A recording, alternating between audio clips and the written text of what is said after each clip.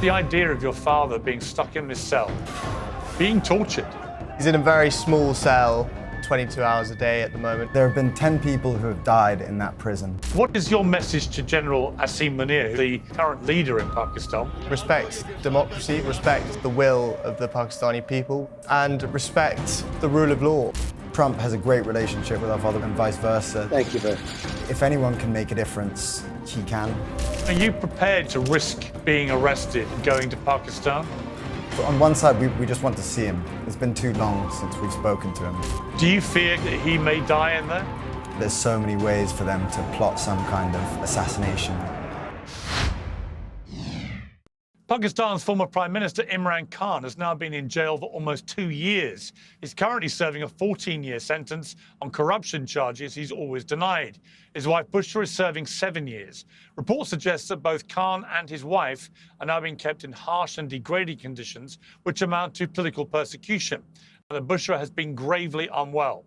Well, Khan and his party remain hugely popular in Pakistan, and the case has roiled the country, which Khan claims is living under an undeclared martial law. Well, joining me from our studio in London are Imran Khan's two sons, Suliman and Kasim. Well, welcome to both of you to Uncensored. I said this to your dad when I last interviewed him. When I was about 10 years old, I was a fan of Sussex County Cricket Club and used to bowl at your dad in the nets when he played at Sussex. And all I remember about him was he was an incredibly kind-hearted, generous man then as a cricketer who allowed kids to bowl him in the net. So, I go back a long way with your dad in his other incarnations, a great cricketer. For you guys, I know you both love your cricket, but for you guys, just on a human level, let me start with you, Suliman, if I may. On a human level, you've now not seen your father for how long? Coming up to 3 years in November. And you haven't spoken to him, I think, for at least 4 months? Yeah. Last time we spoke was in March, I think. Right, and you're 28, and Kasim, you're 26. I've got three sons, 32, 28, 24. I couldn't imagine going a week without having any contact with them. What has this been like for you guys on a human level? I mean, it's been, it's obviously brutal. We're used to speaking to our father very often. I mean, the court mandated that we speak to him once a week. We barely spoke to him, once every 2 or 3 months. And even when we did speak to him, we would often get a message at around 2 a.m. in the morning saying, you're going to speak to him at 9 a.m. And so if you miss it, that rolls on. It's another 2 months we don't speak to him. So that was our one kind of solace, that we got to at least speak to him occasionally. Now, since the last interview we did, it seems they've become a little bit stricter, and we haven't spoken to him once since the last interview we did. It seems like that's kind of a technique that they're using to try and break him or cause him a little bit more distress. And Suliman, what conditions do you believe your dad is now living in? So he's in a very small cell. He has to be in there 22 hours a day at the moment. He's only allowed out of his cell for 2 hours a day at the moment. They've restricted access. Books were kind of his only solace. They've kind of restricted access to the books that he wants. He's had access to his lawyers and his personal physician, and his family members restricted. I'd like to add as well, the conditions in there are awful, as in there have been 10 people who have died in that prison of hepatitis C, and that's because of unsanitary conditions, equipment like razors and things that haven't been cleaned properly. So, it's very, very clear to see their awful conditions. He's washing himself in water that isn't just unfiltered, it's visibly murky. It's apparently discolored. So, the hygiene levels in there are pretty abhorrent. Do you fear, Kasim, that he may die in there? I mean, you try not to think about things like that, but yeah, I mean, I've had moments where I've thought, am I going to see him again? And it's been so long. This is the longest we've ever not seen him. Also, the longest I've ever not spoken to him. So now it's just getting so desperate that we're quite private people. We don't usually do things like this, but it's getting to a stage where we're desperate. We want to do whatever we can. You know, I last spoke to your father just soon after the assassination attempt on his life, and he said this: when you're a political leader and you're in the situation that you're in now, where there's a genuine threat against you of assassination, do you feel fear? No, Piers, when I entered politics, I actually had conquered my fear of dying. Otherwise, I would not have entered politics, because I came in to stand up against the entire status quo. I came to fight corruption. Today, the entire political spectrum, 16 parties on one side and I'm on the other side. And because this was the status quo, which is 60 years of our last 62 years, half has been ruled by military and half by these two families. So I came to fight these two families. You know, he's shown extraordinary courage there, Kasim. You know, I'm not surprised. He's as a political leader, he's behaved exactly the way he did as a cricketer. You know, showing great courage and leadership and so on. But that was an occasion where he very nearly got killed. I mean, it was a very, very close escape from assassination. Again, as his son, what is that like for you?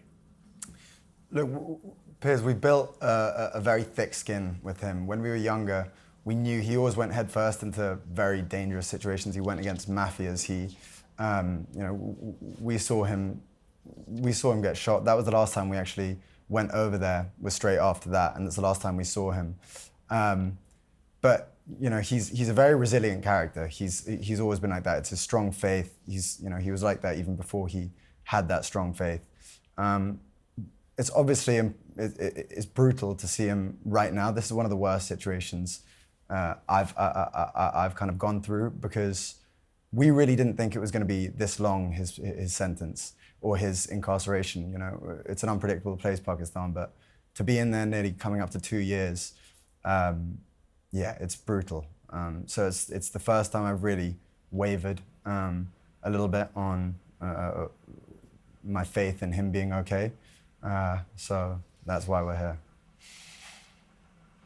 Suliman, I did another interview with your dad where he talked about you guys. Let's take a look at this. You also, Imran, you have kids back here in the UK, and your ex-wife Jemima was on Twitter saying how relieved that they all were to see that you'd survived this. But, in those moments, you must also, you're a father.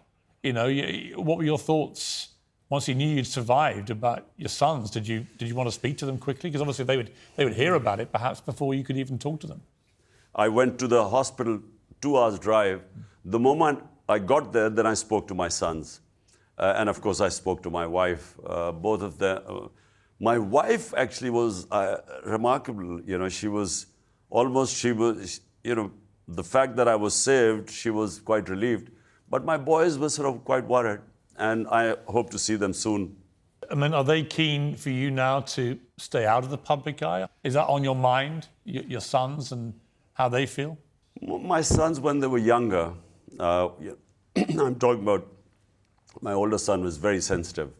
So when they were about 8, 9 years old, my older son, that's when he used to worry a lot, and he always wanted me out of politics. But, I feel that, we human beings have a responsibility to our society. And this is the spiritual way of life. There are two ways. One is material yourself. The other is the spiritual. And some 30 years ago, when I went on the spiritual path, that's the only reason I came into politics, because I realized I had a responsibility being so privileged in this country. How do you feel watching that back, Suliman? Well, it's completely true. When I was younger, sort of 9, 10, we'd constantly hear about his life being in danger, and I'd always beg him to leave politics, live a more comfortable life, maybe living off the back of his cricket career. But as we've got older, as he's got more successful in politics, I've kind of learned that, and also just getting older and understanding these things a bit more, He wouldn't be happy if he wasn't doing what he's doing. Even if he was living a comfortable life with us in the UK or in Pakistan, he genuinely wouldn't be happy if he wasn't trying to make a change over there. What if you could delay your next 2 mortgage payments? That's right. Imagine putting those 2 payments in your pocket and finally getting a little breathing room. It's possible when you call American Financing today. Experts at American Financing can show you how to use your home's equity to pay off debt. Consultants are helping many homeowners to restructure their loans and consolidate dates, all with no upfront fees. Their customers are saving an average of $800 per month, which is like a $10,000 raise. It's fast, it's simple, and it could save your budget this summer. So call them today before it's too late. 866-721-3300. That's 866-721-3300. Or visit americanfinancing.net/peers. The ups and downs of the economy can be stressful and worrying. One of the smartest ways to protect your savings is with diversification. And you can start by talking to the experts at Birch Gold Group. Gold's value has surged 40% in the past 12 months, driven by record-breaking central bank purchases. Even with global instability, demand for gold continues to grow. Birch Gold makes it easy. You can own gold to store at home, or you can convert an IRA or a 401k into a tax-sheltered gold IRA. Just text my name, Piers, to the number 989898, and Birch Gold will send you a free info kit on gold.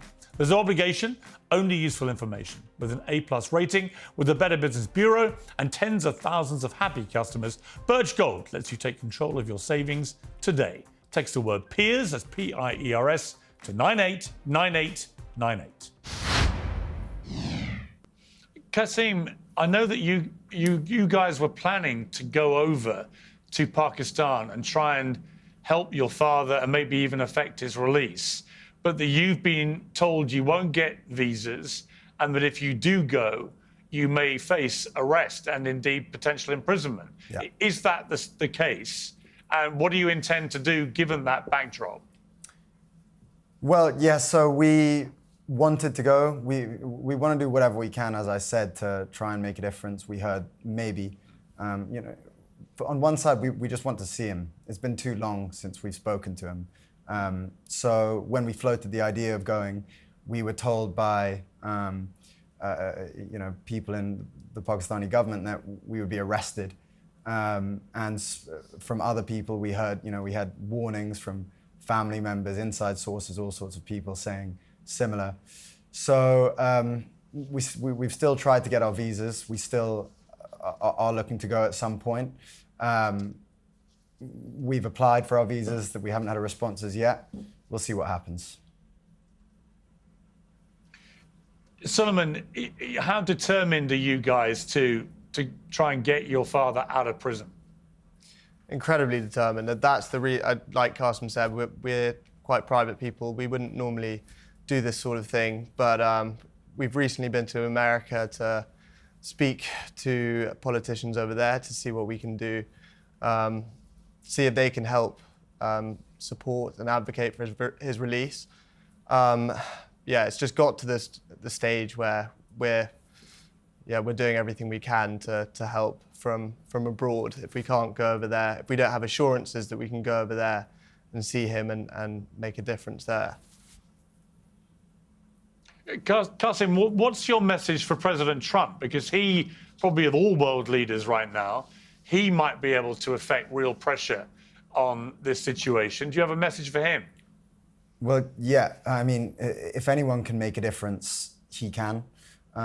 We spoke to Richard Grenell, and he was a big advocate of my father. He publicly tweeted in favor of our father.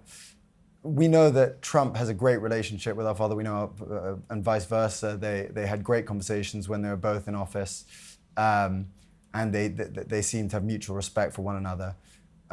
If Trump was able to make a statement or in any way speak to the establishment over there to get our father released, I know he's one of the few people who can. So of course, we would love to kind of have a conversation with him or hope for some help from him or support. Obviously, you don't give interviews, you guys, Kasim, and you barely do this kind of thing ever. You've always been very private, as you said, and I've always been very respectful of that to you guys. I know your dad, I know your mum very well. For you to come out and do this kind of interview is a big deal for you, isn't it? Is part of the thinking that you will just raise a lot of awareness, that people may see this and the pressure may increase in a helpful way? Yes, for sure. We want politicians in the UK and America to speak up about the situation over there, the human rights violations. You know, there are countless human rights violations, from the torture tactics they use, turning off the power for 10 days in his cell and all lights in his cell. That's a genuine torture tactic. From the amount of daylight he's able to see. We want these human rights issues to be spoken about by journalists, by politicians, anyone who has a voice, to spread awareness about what's going on over there. And it's not just a human rights issue; it's a democratic issue. The people of Pakistan voted for him. He's the most popular candidate in Pakistan. The people of 250 million people in Pakistan deserve to have their voices heard. If anything, we would just say to speak out. Don't be afraid to speak out about this situation and give some support to what's going on to his situation, what's going on over there. Suliman, have you had a chance to talk to the British Prime Minister, Sir Keir Starmer? No, we haven't. But we would love a chance to speak to anyone, any sort of senior figure in the British government. Or David Lammy, the Foreign Secretary? Indirectly, through our mother, but no, not directly. I really, like I said, I started this with talking to you about this on a human level. Just as a father of 3 boys myself, it's a heartbreaking situation that you guys have found yourself in. And I just think it must be an intolerable stress on you. I mean, Kasim, you talked about torture there. Just the idea of your father being stuck in this cell, being tortured as a political prisoner, as many people see him. That must be incredibly stressful. How are you getting on with just regular life with this going on?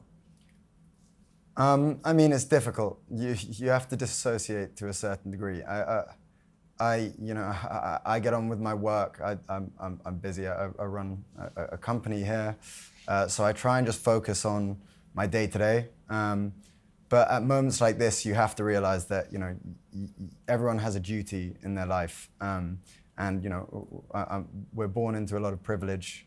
We're very lucky, and so one thing we have to do is just focus on this as much as possible right now and try and get him out of this situation. He's done so much for the people of Pakistan. He's built the first cancer hospital in Pakistan. He's built universities there. He won the World Cup in '92. The people of Pakistan adore him, and for good reason. And the least we can do is, as sons, is try and speak up about this and try and make some kind of impact. So even if it is a little bit painful, speaking about it is the very least we can do. And Suliman, he's been convicted in Pakistan of corruption charges, as has his wife. What is your response to that? Well, I think anyone who knows him knows that he's not a corrupt person. If he was truly corrupt, he's been offered multiple times to join one of the established parties, and he could have just enriched himself that way, as they have. Instead, he chose to start his own party 30 years ago. Took him 20 years to even be taken seriously in politics. And he could have lived a comfortable life, like I've said, off the back of his cricket career. The whole reason that he started his party in the first place was to fight the kind of rampant corruption that Pakistan has suffered from since its inception, really. I think anyone who knows him, even people within the establishment who are accusing him of this, know that he's not a corrupt person.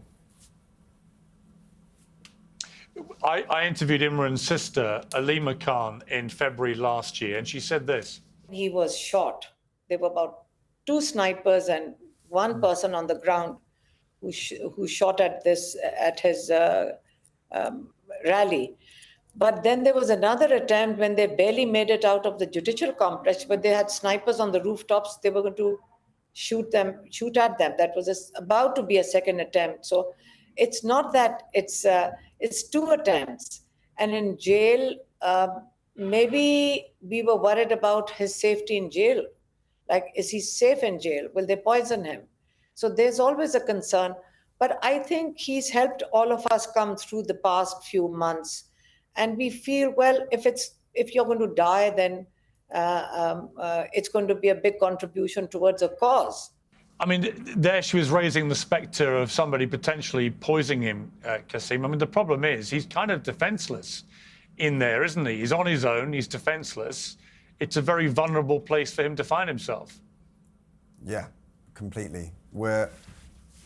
It's horrible thinking about him in that cell. When you hear the stories about it just getting worse and worse, what really was quite painful to hear was recently hearing about him losing a lot of weight. The heat over there is unbearable, and we know he doesn't have any air conditioning, he doesn't have any fan. And so he's stuck in this small solitary confinement cell in blazing heat, and losing weight is just not a good sign for someone who's in their 70s, who's been shot recently 3 times. It's the health risks are massive. So there's so many ways for them to plot some kind of assassination. They have complete control, and it's extremely distressing. Yeah, I mean, Suliman, that is what would be really concerning me if I was in your shoes, is that there's already been assassination attempts on his life. He got his sister talking about potential poison plots and so on. None of this is far-fetched. This kind of thing, I remember meeting Benazir Bhutto a few months before she was assassinated. This is part of life, in political life in Pakistan, sadly. What is your message to General Asim Munir, who's the current leader in Pakistan? What's your message to him about what's happening with your father? I would say respect democracy, first of all, respect the will of the Pakistani people, which was clear despite huge rigging in the general election in February last year, and respect the rule of law, and give him a proper, fair trial. That would be my message, I think. And Kasim, are you prepared, you guys, to risk being arrested and going to Pakistan? Yeah, for sure. We've been attempting to go for a little while. We're looking through whatever we can. So what will be will be. We'll see what happens, but we 100% will be going at some point, whether he likes it or not. Well, listen. Yeah, I greatly appreciate you coming on Uncensored. I've been very moved by your plight. I've talked to your mother a lot, as you know, about this. I feel a long-time affinity with your dad. Like I say, he was very kind to me when I was a young lad, and I haven't forgotten that. And it was fascinating watching him go into politics and a whole different world. But it's a very dangerous position that he now finds himself in. And I just hope and pray that at some stage, sooner rather than later, common sense prevails and you get your dad back, or at the very least you get to see him and talk to him and interact with him, because it must be just for yourselves, never mind him, a form of torture that's going on. So Kasim and Suliman, thank you both very much indeed. Thanks so much for having us on. Really appreciate it. Thank you, Piers. Well, best of luck to you in your campaign. Piers Morgan Uncensored is proudly independent. The only boss around here is me. If you enjoy our show, we ask for only one simple thing. Hit subscribe on YouTube and follow Piers Morgan Uncensored on Spotify and Apple Podcasts. And in return, we will continue our mission to inform, irritate and entertain.